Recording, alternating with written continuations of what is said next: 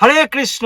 তো আজকের ভিডিওতে আমরা আলোচনা করব এই জন্মাষ্টমী ব্রত বিষয়ের বিভিন্ন ভক্তের বিভিন্ন প্রকারের প্রশ্ন। অনেক ভক্ত বহু কমেন্ট করেছে, কিন্তু তার মধ্য থেকে মূলত যারা অধিক ভক্তরা একই রকমের প্রশ্ন করেছেন, সেই প্রশ্নগুলো 12 থেকে 13টা প্রশ্নের উত্তর আমরা সংক্ষেপে দেবার চেষ্টা করব। পূর্বে আমরা জন্মাষ্টমীর ভিডিও আমাদের চ্যানেলে পোস্ট করেছিলাম, সেই ভিডিও দেখে অনেকে অনুপ্রাণিত হয়েছেন জন্মাষ্টমী ব্রত পালন করবার জন্য। তো এই জন্মাষ্টমী ব্রত কিভাবে পালন করব, জন্মাষ্টমী ব্রতের দই খাওয়া যাবে নাকি, এই দিন কি নারকেল ভগবানকে ভোগ নিবেদন করা যাবে নাকি, পালন কিভাবে করব, কয়টা পর্যন্ত পালনের সময়সীমা, ডাক্তার তো একেবারে না খেয়ে থাকতে বারণ করেছে, তো আপনি তো বলছেন উপবাস, নির্জলা উপবাস করতে 12টা পর্যন্ত, কিভাবে আমরা তাহলে ব্রত পালন করব না খেয়ে থেকে? এই দিন কি তালের বড়া ভগবানকে ভোগ নিবেদন করা যাবে নাকি, এবং সেই তালের বড়া কি গ্রহণ করা যাবে নাকি, চরণামৃত গ্রহণ করা যাবে নাকি? পঞ্চামৃত কিন্তু দুধ, দই, ঘি, মধু, মিছরি জল দিয়ে হয়, তো তার মধ্যে কিন্তু দই থাকছে, কারণ চাতুর্মাস ব্রতের 3য় মাস, দই কিন্তু বর্জন। তো এই চরণামৃত গ্রহণ করা যাবে নাকি? বাড়িতে মূর্তি নেই, তাহলে কিভাবে পুজো করব? বাড়ির বাইরে কাজের জন্য থাকলে ব্রত কিভাবে পালন করব? ভগবানকে তাহলে কি এই দিন শুধু রাতেই ভোগ নিবেদন করব নাকি? শরীর অসুস্থ, ডাক্তার না খেয়ে থাকতে বারণ করেছে, তাই কিভাবে সহজ পদ্ধতিতে এই ব্রত পালন করা যায় সেটা যদি কৃপাপূর্বক বলেন। বিভিন্ন মানুষ বিভিন্ন প্রকারের প্রশ্ন করছে, তো আজকের ভিডিওতে আমরা এই সকল প্রশ্নের উত্তর দেওয়ার চেষ্টা করব, এবং কয়টা পর্যন্ত আপনারা জন্মাষ্টমী ব্রত পালন করবেন, কয়টার মধ্যে অভিষেক করতেই হবে, এবং অষ্টমী তিথি কখন লাগছে এবং অষ্টমী তিথি কখন ছাড়ছে, এই সকল বিষয়ে আজকের ভিডিওতে কিন্তু আলোচনা করব। তাই আপনারা কৃপাপূর্বক ধৈর্য ধরে সম্পূর্ণ ভিডিওটি দেখবেন। হরে কৃষ্ণ।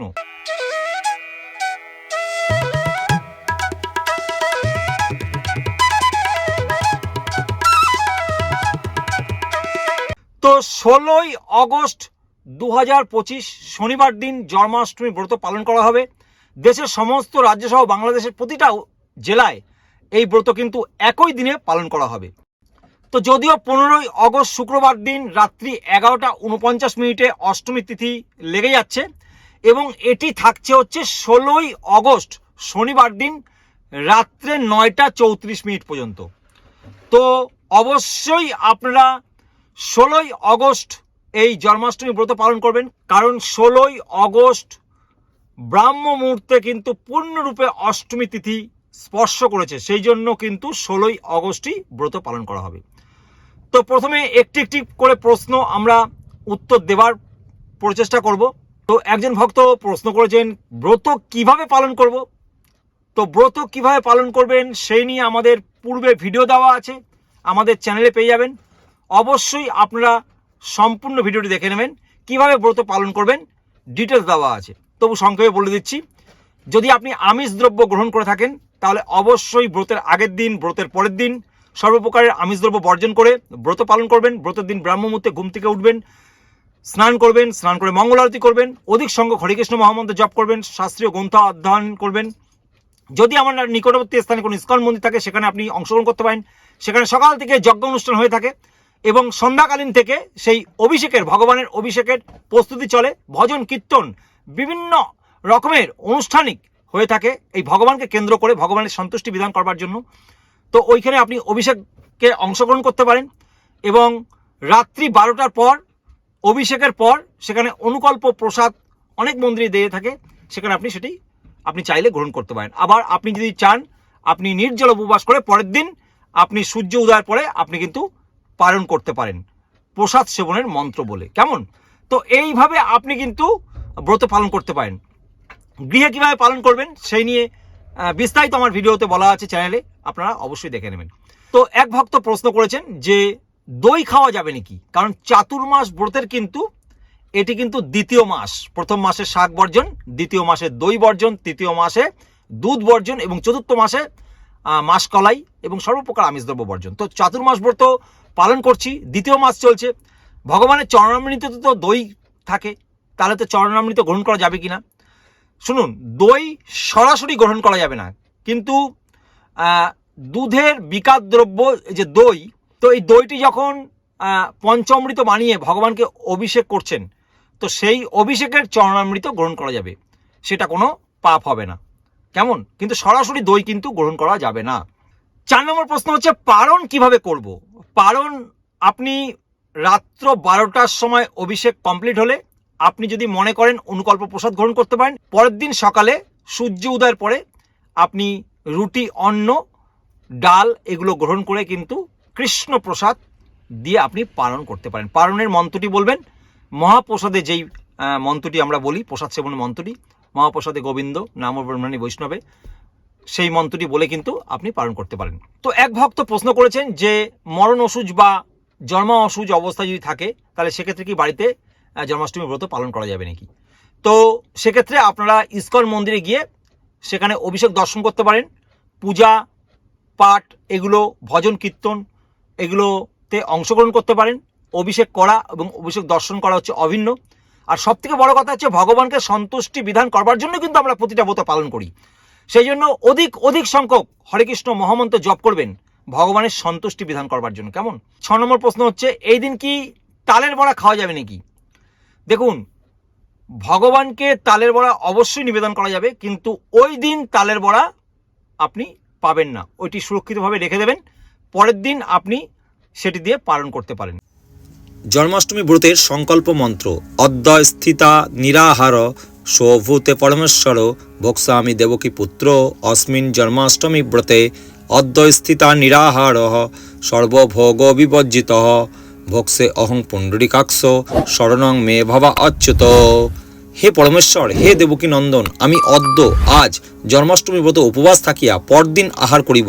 হে পুণ্ডরিকাক্ষ, সর্বভোগ বর্জনপূর্বক উপবাস থাকিয়া কাল আহার করিব। হে অচ্যুত, আপনি মোদীয় শরণস্থান হন। 7 নম্বর প্রশ্ন হচ্ছে বাড়িতে মূর্তি নেই, তাহলে কিভাবে পুজো করব? তো মূর্তি নেই, মূর্তি থাকতেই হবে এর কোনো মানে নেই। সকল ভক্তের বাড়িতে কিন্তু মূর্তি থাকে না। বহু ভক্তরা আলেখ্য এবং চিত্রপটে পুজো করেন। তো সেক্ষেত্রে আপনি আপনার আলেখ্য বা চিত্রপট থাকলে বাড়িতে আপনি সেখানেই আপনি পুজো করতে পারেন। আর অভিষেক যদি সেই চিত্রপটে অসুবিধা হয়, ল্যামিনেশন করা না থাকে, কাচের বা কাগজের উপরে ফটো থাকে, তাহলে সেক্ষেত্রে দূরে ফটোটি রাখবেন।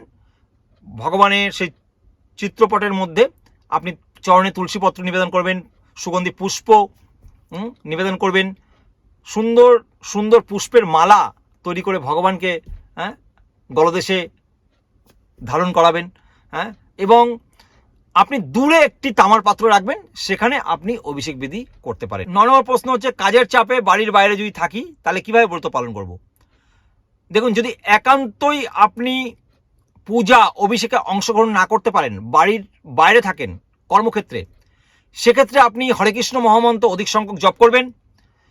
আমাদের MTV অর্থাৎ মায়াপুর টিভিতে আপনি আপনার মোবাইলের মাধ্যমে MTV ফেসবুক পেজ আছে, সেখানে আপনি অভিষেক দর্শন করতে পারেন। এবং এই দিন নির্জলা পালন করবার চেষ্টা করবেন, এবং তা যদি না পারেন অনুকল্প প্রসাদ পেয়ে আপনি ব্রত করবেন। ওষুধ খেতে হয়, তাহলে উপবাস কিভাবে পালন করব? তো শাস্ত্রে উল্লেখ আছে জীবনদায়ী ওষুধের ক্ষেত্রে অসুস্থ যদি কেউ থাকে, তার যদি ওষুধ সেবন করতে হয়, সেক্ষেত্রে ওষুধ খাওয়া যাবে, কারণ এছাড়া তো আপনার কোনো উপায় নেই না, ওষুধ তো খেতেই হবে, না হলে তো আপনি বাঁচবেনই না। তো হরিভক্তি বিলাসের পঞ্চদশ বিলাসে উল্লেখ আছে যদি কোনো অসুস্থ ভক্ত তিনি ভগবানের ব্রত পালন করতে চায়, তো সেক্ষেত্রে তার জীবনদায়ী ওষুধ তিনি কিন্তু সেবন করতে পারবেন, সেই জন্য কোনো তার পাপ হবে না এবং তার ব্রত ভঙ্গ হবে না, কেমন?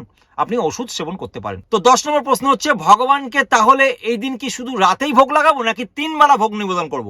দেখুন, ব্রত কিন্তু ভগবানের জন্য নয়, ব্রত কিন্তু আমাদের জন্য। ভগবান ব্রত কার জন্য পালন করবেন? ভগবান কেনই বা ব্রত পালন করবেন?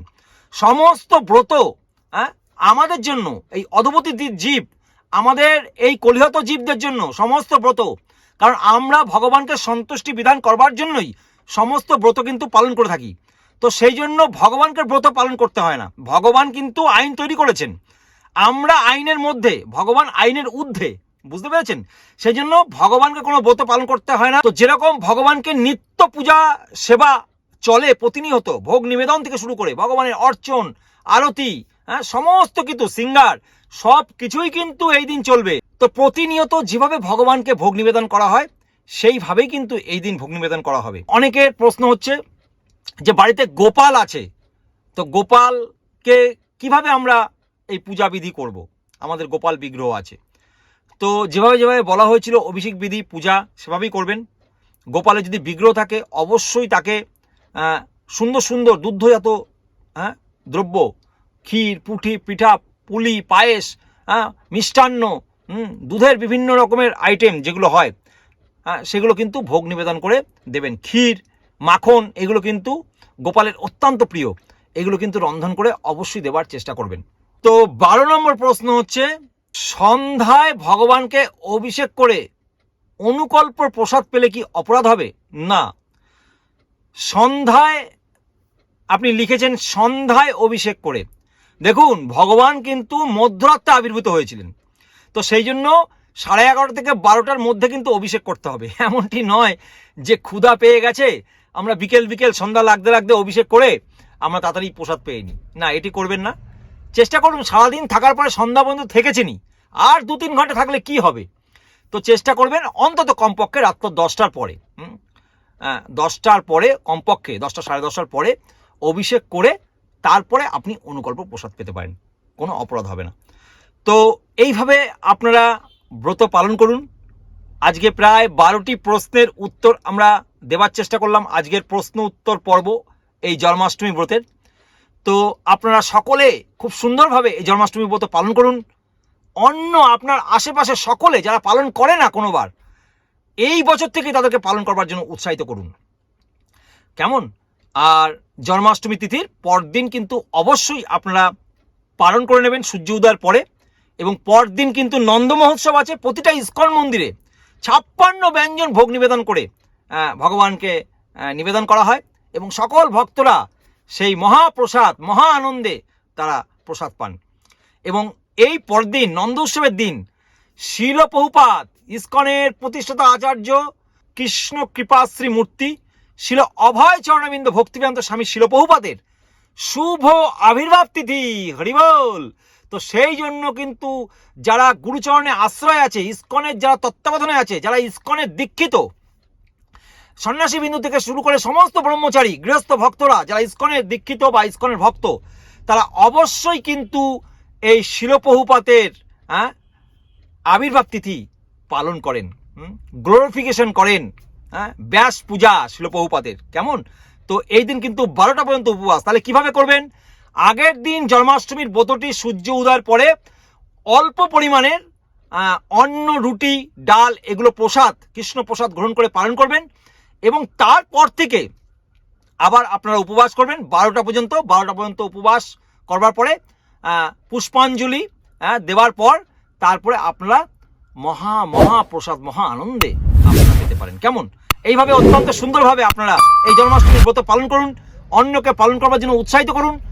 আমরা আশা রাখবো সবাই 16ই অগস্ট শনিবার দিন 2025 খ্রিস্টাব্দে সকলে এই জন্মাষ্টমী ব্রত পালন করবেন অত্যন্ত আনন্দের সহিত। কিসের জন্য পালন করবেন? ভগবানের সন্তুষ্টি বিধান করবার জন্য, কেমন? চ্যানেলে প্রথমবার এসে থাকলে অবশ্যই চ্যানেলটিকে সাবস্ক্রাইব করে নোটিফিকেশন বেল আইকনটিকে অল করে দিন। ভিডিওটি ভালো লাগলে বেশি বেশি করে শেয়ার করে দেবেন, অন্যকে দেখার সুযোগ করে দেবেন, আর কমেন্টসে লিখবেন হরে কৃষ্ণ, কেমন? আপনারা ভালো থাকুন, সুস্থ থাকুন, সদা কৃষ্ণ ভাবনাময় হয়ে থাকুন। জন্মাষ্টমীর ব্রত পালনকারী সকল ভক্তবৃন্দ জয় হোক। জগৎগুরু শিল প্রভুপাদ কি জয়। নিতাই গৌর সীতানাথ প্রেমানন্দের হরি হরি বল।